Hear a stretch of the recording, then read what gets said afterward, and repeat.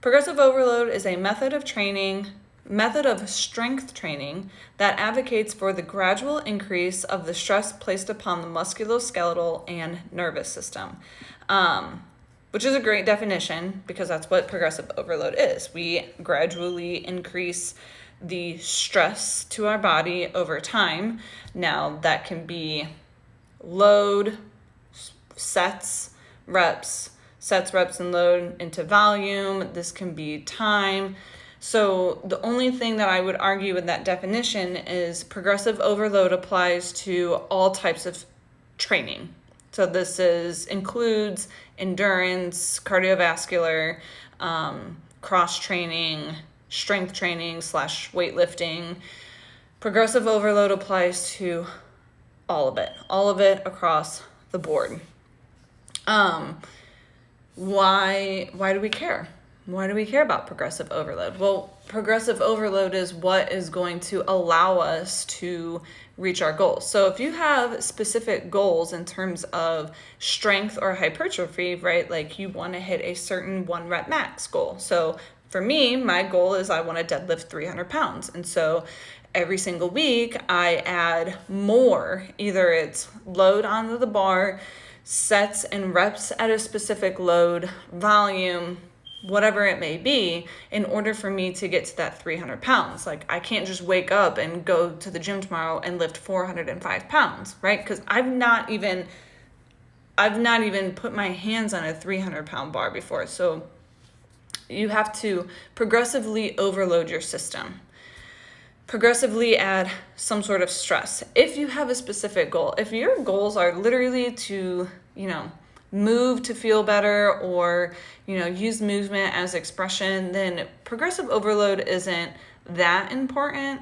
But if you have any type of goal, whether that is strength, whether that is increasing muscle size, hypertrophy, whether that is changing your physique, maybe you want to do some sort of bikini competition or bodybuilding competition, you have to apply progressive overload in order to build hypertrophy. So then when you cut down, you have that muscle mass there. And the only way to build the muscle mass is to progressively overload over a certain period of time. This can also apply to running. So if you want to run a marathon, if you want to be able to run 1 mile in, sub 6 minutes, if you want to be able to, do 5 pull-ups, then you have to progressively overload week by week, month by month in order for you to reach those goals. It's going to be really hard for you to be able to do 5 pull-ups if you never work on pull-ups, right? Or if you never work on increasing lat strength. It's just not going to happen. So progressive overload is one of the most important, if not the most important principle when it comes to strength training or any type of training, especially if you have specific goals. Now, how do we do this?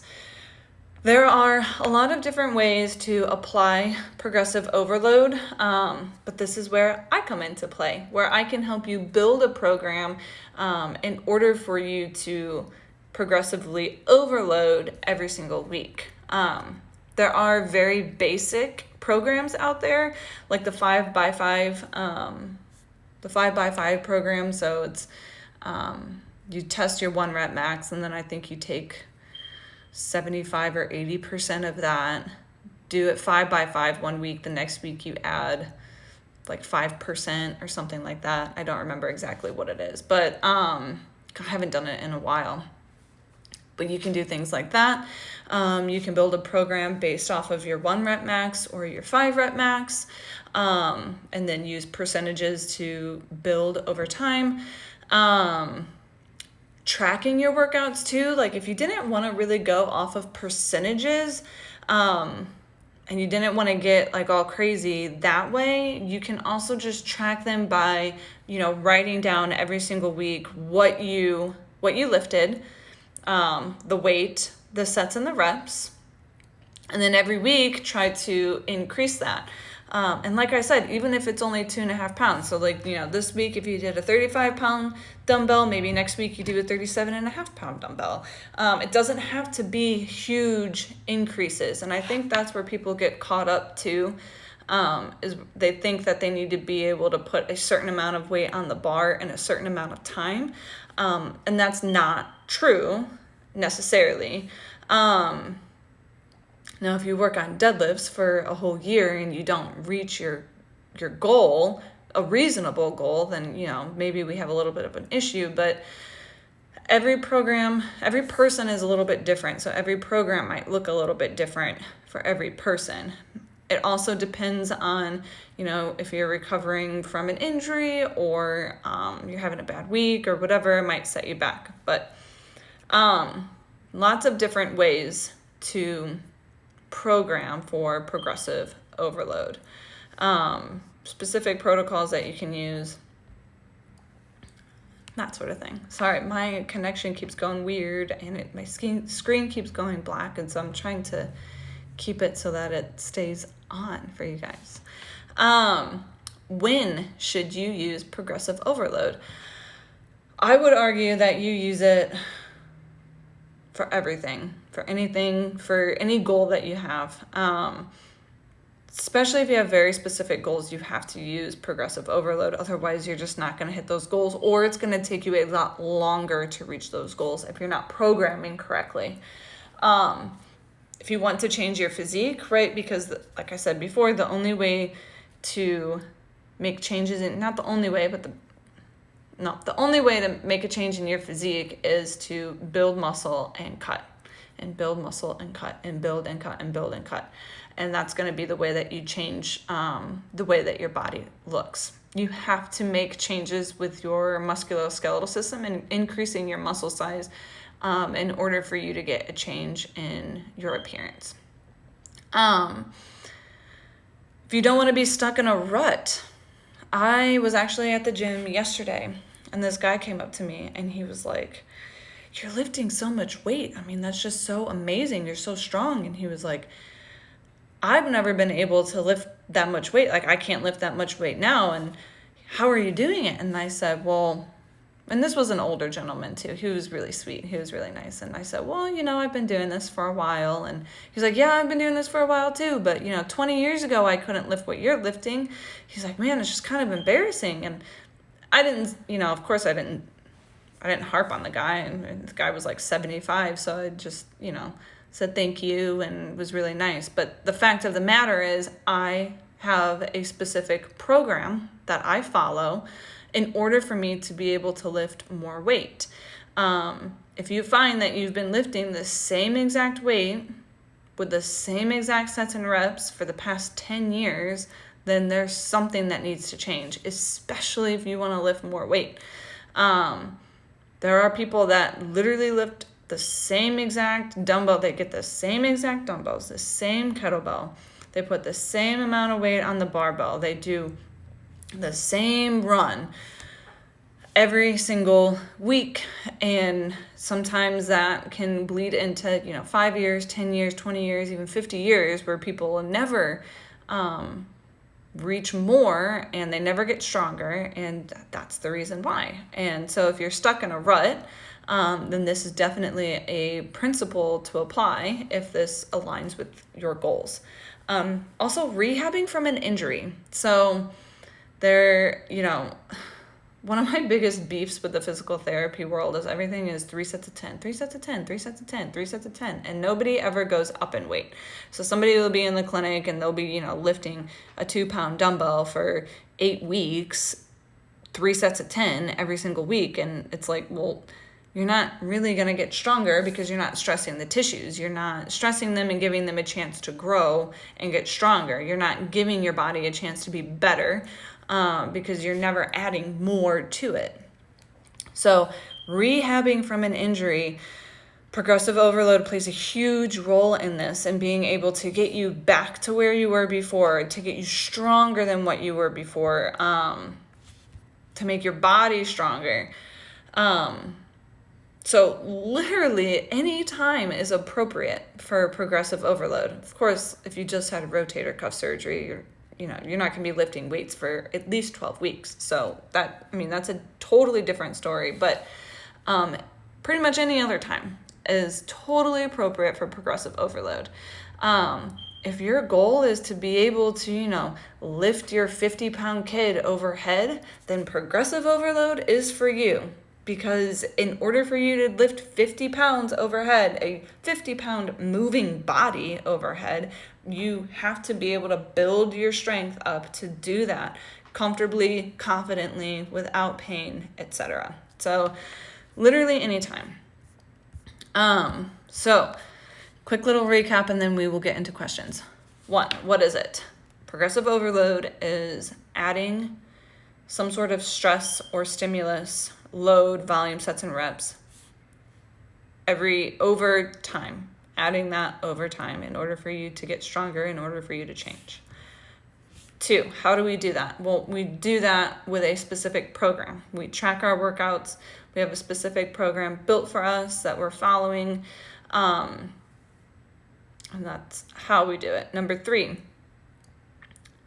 when should we do it? Like, when is appropriate to do that? And I would argue that any time is appropriate for progressive overload. So those are our 3 main points for this little talk. And I realize that I rambled a little bit, but you know me, I just ramble. I like to ramble. Okay, questions. Let's see. I wrote them down. What is the proper way to program it? Well, it depends. There are definitely, proper ways, but the weird thing about weightlifting and improving strength and improving hypertrophy is it works a little bit different for everybody. We know that there's some science behind a lot of it, but everybody's a little bit different, and it's hard to say that, this one program is going to work for, all of these 50 people.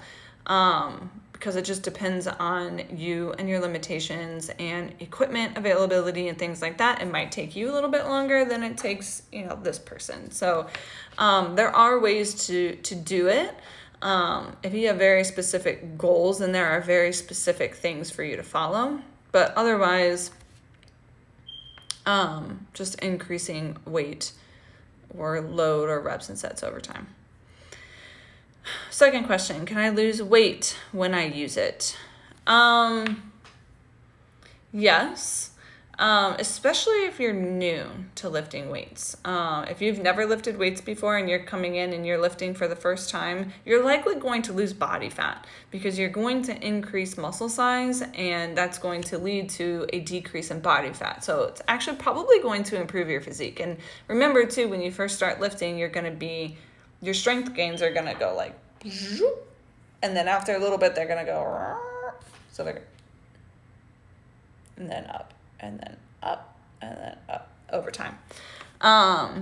So in the beginning, yes, definitely, probably lose some weight. But if you're kind of like more of a seasoned lifter, you're probably going to actually gain some weight. You might lose some body fat, but you're definitely going to gain weight because you're putting mass on. That typically involves some sort of body fat as well too, but that's why we cycle. That's why you are in a surplus with weight gain and strength gain, and then calorie deficit into more of a weight loss, especially if you're doing shows and things like that. But that's why cycling is important, because you might actually gain some weight. But you can still lose weight while applying progressive overload. I would just say make sure that you're conservative and listening to your body. And this is also why it's important to have a coach, because your coach can adjust your program based off of how you're feeling, and why communication is so important too. Are there different types of programming for progressive overload? Yes. Again, it depends on your goals. Like I said, you can program off of your 1 rep max, so you can do a 1 rep max test, a 5 rep max.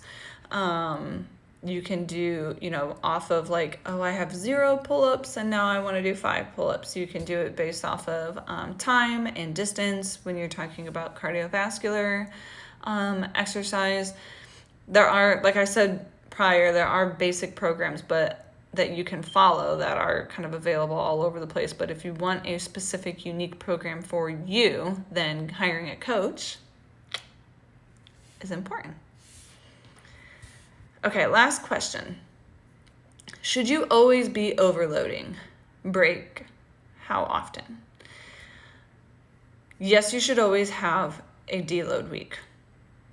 So probably at the end of every cycle, there should be a deload week, right? So if you have like an 8-week cycle, then at the end of that 8th week, definitely have a deload week. You can also program a deload week in between there too. Like after week 4, maybe you have a deload week and then you go back to week 5 and go again. There are also times too, I would say, I've had conversations like this with clients and patients in the past that feel like they are, they've been doing progressive overload. They've been working on their goals, but hi Natalie, but they need a break. Like maybe they are not lifting as much weight, or they